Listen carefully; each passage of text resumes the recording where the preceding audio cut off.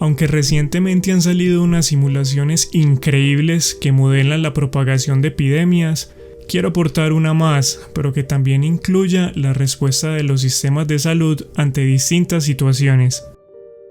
Supongamos que tenemos esta ciudad, con sus casas, sus calles, sus espacios públicos y otros sitios de encuentro social donde conviven 100 personas inicialmente sanas. De estas, alrededor de 20 tendrán alguna predisposición a enfermarse más críticamente que las demás, ya sea por su edad o por tener alguna otra condición. Resulta que a esta ciudad llegará una persona enferma que propagará una epidemia. Los contagiados se pondrán naranja. Al cierto tiempo, los que evolucionen a un estado crítico se pondrán rojos y los que logren recuperarse se quedarán verdes, sin poder contagiar a otros. Esta ciudad cuenta con un hospital donde podrán ir algunas personas mientras estén en estado crítico. Solo un enfermo crítico a la vez podrá estar en la única cama de cuidados intensivos y gracias a poder usar un respirador tendrá una posibilidad de sobrevivir del 90%. Otros 3 pacientes a la vez podrán estar en camas de hospitalización con 75% de posibilidades de sobrevivir.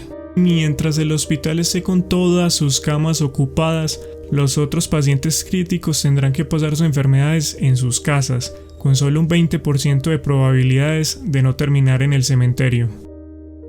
Podremos ver también en tiempo real una gráfica de cómo va avanzando la epidemia respecto al número de personas según su estado.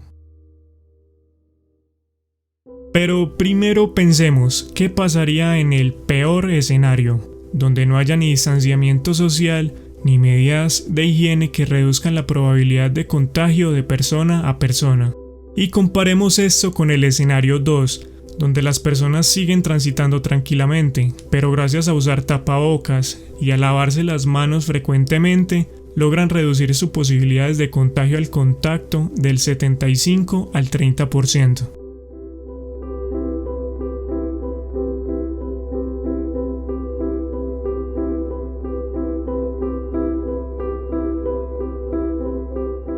Estamos viendo cómo las medidas de higiene logran frenar la propagación de la enfermedad, y al observar bien la curva anaranjada que muestra el número de contagiados a lo largo del tiempo, vemos cómo está como mucho más aplanada y cómo la altura del pico de contagios se reduce casi a la mitad.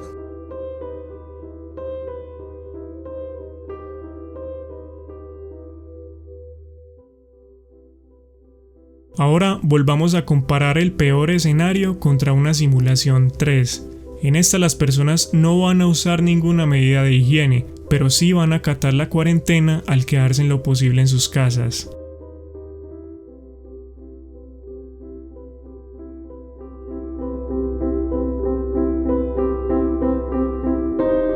Es evidente como la cuarentena también está siendo efectiva en ralentizar la propagación de la enfermedad, pues sí ocurren contagios, pero mucho más aislados y contenidos casi dentro de las mismas casas. Y vemos hasta varias familias que parece que escaparan del todo del brote. Sin embargo, sigue siendo muy fácil el contagio de persona a persona en los espacios públicos.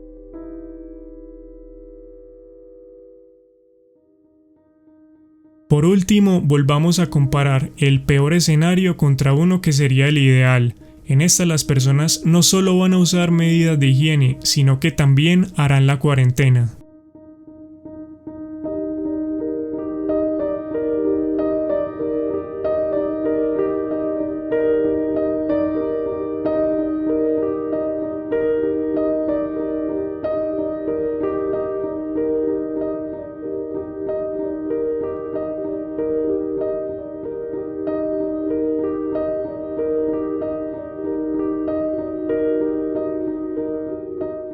Observemos que está pasando un fenómeno muy curioso. En cierto momento llegó a haber tantas personas recuperadas ya con inmunidad que estas mismas están ayudando a evitar indirectamente la propagación de la enfermedad al actuar como una barrera entre los contagiados y las personas susceptibles a enfermarse.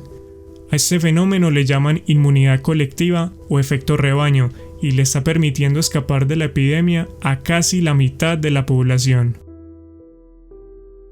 Vimos que gracias a todas las medidas tomadas, el sistema de salud funcionó de manera más eficaz, permitiéndole el acceso al mayor número de personas, con lo que muy pocos pacientes críticos tuvieron que pasar su agonía en sus casas. Si comparamos todas las gráficas, vemos como la curva anaranjada de los contagiados se hace mucho menos pronunciada. A esto es lo que se le ha llamado aplanar la curva, fenómeno que evita que colapsen los hospitales y es con lo que todos podemos ayudar a disminuir significativamente el número de muertes que sí pueden ser evitables.